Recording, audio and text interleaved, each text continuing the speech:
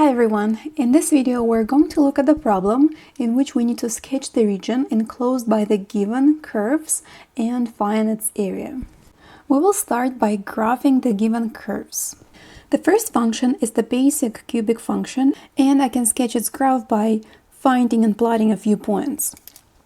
So I'm gonna set up a table of values and pick the easiest points. So if I plug in 0 for x, then 0 cubed gives me y equals 0.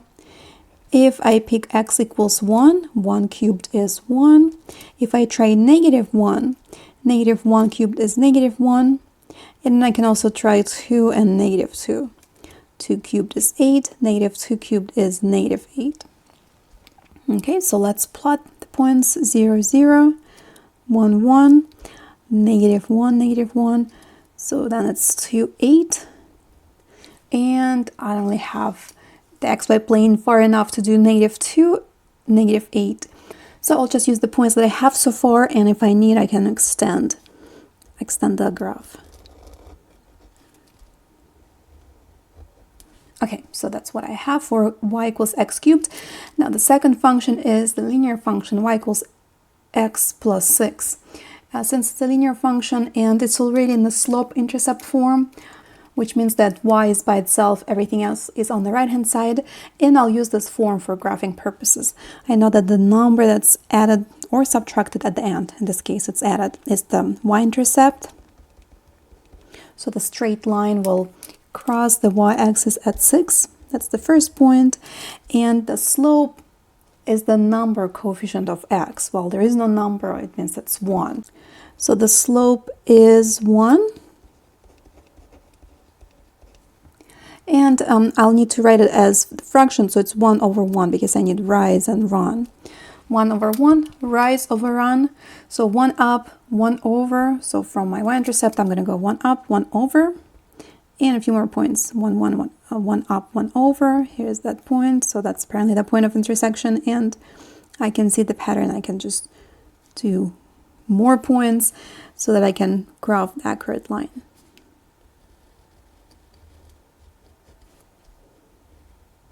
Okay, so that is y equals x plus 6. That was y equals x cubed. And I have one more curve. Well, in this case, it's just straight line. Y equals 0. That's a horizontal line that crosses y-axis at 0. Well, that means that it's the same as the x-axis. Here's the line. Y equals 0. Once I graph all the given curves, then I need to identify the region. And here's the rule that I need to remember. The right regions should be enclosed by all given curves, not just some of them, but all of them. And it shouldn't be enclosed by any additional curves, so it shouldn't bound it by anything else. So here are 3 curves. It means that the region should be surrounded by 3 lines, 3 curves. Well, the region that I'm seeing here is this one over here. So I use the marker to highlight it. We already know that to find area of a region between 2 curves, we have to use the following formula. So area is the integral from a to b of the difference of 2 functions, f of x, and we just call them that in general, and g of x, dx, where f of x is the top function and g of x is the bottom function. And to better understand how this relates to my region, I can sketch a few sample rectangles, and these are going to be vertical rectangles. Every time when I'm trying to integrate with respect to x, I'm using vertical sample rectangles, and these are the rectangles. And this kind of rectangles were used to develop this definition or this formula. So initially they were used to approximate the area. Now, if I look at this sample rectangle and think about it in terms of the top and the bottom functions that bound that rectangle, well, I can clearly see that the top function is this straight line, that's my linear function, and the bottom function is the line y equals 0.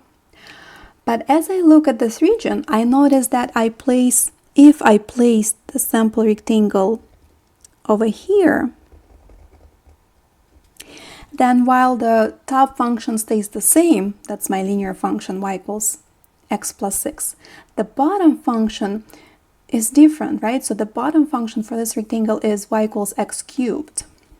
So this example illustrates the case when, while the top function stays consistent throughout the region, there are two bottom functions as we move along this region. And whenever this happens, we won't be able to just use one formula to find the area. What we have to do, we have to split this region into two, such that top and bottom functions stay consistent so they don't change throughout the region. So how should we split this region? Well, we have to split it along this line, well, along the y-axis. Because now I can see that to the left, so this region to the left, has one function on the top, or the top function, and then only one function on the bottom. And then the region to the right, this one over here,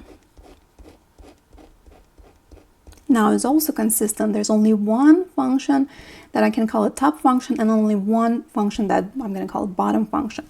So to solve this problem, to find area of the original region, once again, I split it into two regions. And in other words, I'll have to find area of the first one. I'll call it A1. And I'll have to find area of the second one. So I'll call that A2. And now I have to use this formula for finding area of each.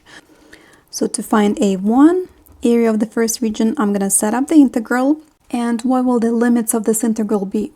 Well, I have to think how I move this rectangle from left to right along this region, and what is the leftmost place and what is the rightmost place along the x-axis for this first region. Well, it goes from -6 to 0, right? That's the boundary of my subregion 1. So it means that limits will go from 6 to 0. And what is the top function?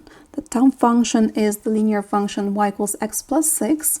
So that's x plus 6 minus, what is the bottom function?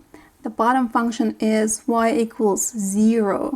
So it's basically minus 0 dx.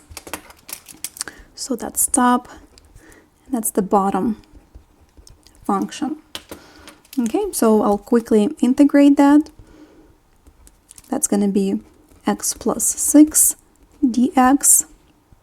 Antiderivative of x is x squared over 2. I increase the power by 1 and I divide by that number. So 1 plus 1 is 2 divided by 2. Plus antiderivative of 6 is 6x. I'll just attach x to that constant. And that has to be evaluated at 0 and 6. As I evaluate this expression as 0, in other words, as I plug in 0 for x in each term, both terms turn into zeros, right? So it's 0 that I get when I plug in 0 into both terms, minus, and then I have to subtract, always use parentheses after minus. Then I have to subtract this expression evaluated at -6. So that's -6 squared over 2 plus 6 times -6.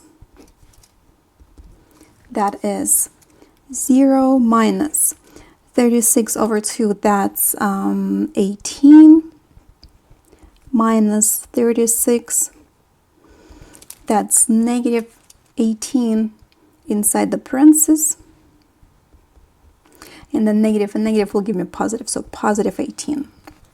I'm going to stop here for a second and make another important note. When you're finding area and when you're integrating to find the area, always check if your answer is the positive number. If you end up with a negative number, something went wrong here. So area cannot be negative. So that looks good. And now I will find area of the second region or sub-region. I'll have to set up the integral. Let's go back and to check limits of integration as well as top and the bottom functions. So here's my second region. Where is the leftmost place along the x-axis for this region? Well, it's here at x equals 0. And where is the most right place along the x-axis for this region? Well, the most right place here corresponds to this point of intersection. We didn't have to calculate it because we happened to find it through the graphing process. So that's 0.28. So we know that it corresponds to 2 on the x-axis. So from 0 to 2, these are the boundaries of this region, and the top function is x plus 6. The bottom function is x cubed. So integral from 0 to 2, the top function, one more time, x plus 6, minus the bottom function x cubed, dx. Top, bottom. Okay, that is x squared over 2 plus 6x minus, add 1 to the power and divide by the result, so x to the 4th power over 4, all that evaluated at 2 and 0. Now as I evaluate that expression at 2, I'll have 2 squared, that's 4 over 2 plus 6 times 2 minus 2 to the 4th power, that's 16 over 4. And minus, now I have to subtract this expression evaluated at 0, but I can see that as I plug in 0, I'll get 0 everywhere, so it's minus 0. So I'll get 2 plus 12 minus 4, that equals to 10. So that's area of the second subregion. Here's the area of the first subregion. Now what is the total area, or what's the area of the original region? Well, it's just adding those two together, right? So area is 18 plus 10. 18 plus 10, that is 28. Again, your final answer when you find area should always be positive. If it's not, go back and check the steps. So that's the way to find area if it happens that either bottom or the top function is inconsistent for the entire region. In other words, it changes from one function to another. Split your original region into subregions. But what is the other way this problem could be approached? Well, I'm going to show it over here. So what I did, I simply copied that same region over here. We're going to look at it again. Here's one more tip for solving problems like that. Make sure that your graphs are large enough and your regions are also large enough. If you need to redraw something, please do, because small and unclear regions are usually recipes for disaster. So you need to see what's going on within your region. Okay, so what I want to do right now is the following. Instead of using a vertical sample rectangle, I'm gonna try to use the horizontal sample rectangle. So let's say I'll place it here. Here's the rectangle. Horizontal rectangles can also be used to approximate areas of regions, and if there are infinitely many of them, you can find the exact area. But what is the difference when you use horizontal rectangle instead of vertical rectangle? Well, here it is. Notice that if I move this rectangle up or down, or in other words, if I draw more rectangles either above or below, the length of the rectangle is going to change, right? So the length of this rectangle depends on how high or how low it's along the y-axis. In other words, the length of the rectangle depends on its position along the y-axis. So in this case, everything depends on y. And when we use horizontal rectangles, we can find area of this region, but we will have to integrate with respect to y. And in this case, we're not going to use the top and the bottom function. We're going to use the right function and the left function. So formula will be, well, very similar. This kind of integral where we'll subtract two functions, but instead of top and the bottom, we're going to say right and left, because this rectangle is bounded on the right and on the left. And why would we want to bother with integrating in terms of y? Well, in this case, it's actually easier way to go, because as I look at the right function and left function, and in my mind I move this rectangle up and down, I notice that no matter how high or low I place it, the right function always stays the same. It's this function over here, right? This curve. and the left function always stays the same, so they don't change. It means that I don't have to split this region into two. I can just work with one original region and one integral will do it for me for finding the area. But this is what's very important to know and remember when you're integrating with respect to y. If you made that decision or you determined that that's what you're going to do, everything in that integral has to be in terms of y. You shouldn't see any x's anywhere within the integral. So this means that the functions that I will be using in the integral will have to be written in terms of y. So let me make a few notes here. I'll say integrate with respect to y, and we will have to rewrite each function. Well, when I say each function, we're using the right function and the left function, right? So those two. Now the right function is y equals x cubed. See how it's right now a function of x. Y is by itself, and here's the expression involving x. I have to write it so that it's function in terms of y. In other words, x is by itself and y is involved in some kind of expression. Well, to get x by itself, we'll just have to cube root each side. So that means that x equals cube root of y. And the second function is y equals x plus 6. Now it's y by itself. I want to have x by itself. I'll simply have to subtract 6 from each side. So that is x equals y minus 6. Now once we have both functions in terms of y, we're ready to set up the integral. So to find the area, I'll have to set up the integral. And I'm going to skip the limits of integration for just a minute. Let me set up the right function minus the left function. So going back to here, the right function, just to double check, that's the right function, that's y equals x cubed, but now it's written in this form. So that's our right function, cube root of y minus the left function. And that's this line. That's how we write it in terms of y. Since it's an expression that I'm subtracting, I'll have to use another set of parentheses. I'll place y minus 6 inside the parentheses, and then I'll close this parenthesis. Now this is dy. See how it's everything in terms of y, including dy here. And going back to the limits of integration, they also have to be y values. That means that when we're integrating with respect to y, we take limits of integration from the y-axis. So let's look at the y-axis and see how this region bounded. Well, in other words, where is the lowest place of this region along the y-axis? Well, it's right here at y equals 0. And where is the highest point of this region? Well, it's right here, and it corresponds to 8 on the y-axis. That means that limits of integration will be from 0 to 8. And I can also see it from the rectangle here. If I move it up or down, that's the lowest it can get, and that's the highest it can get. So I can move it between 0 and 8, in other words. So limits of integration are from 0 to 8. Couple notes here. That's the right function. Right, I'll put it in quotes. Right function. And that's the left function. And these two numbers come from the y-axis, so I'll say look at the y-axis.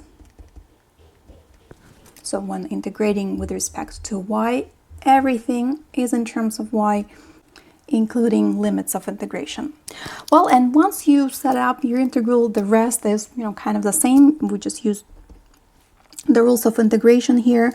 I will have to simplify this expression. For me to conveniently integrate it, I will rewrite cube root of y as y to the power 1/3. And here I will distribute negative, so it's minus y plus 6 dy. And let's integrate. So antiderivative of y to the power 1/3 will be y to the power, well, remember we have to add 1 and divide by that number. So 1/3 plus 1, it's same as 1 It's same as 1/3.